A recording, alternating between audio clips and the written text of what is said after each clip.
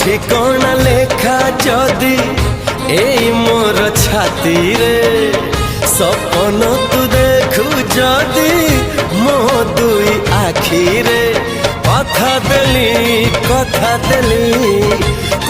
দেলি আসিবি মু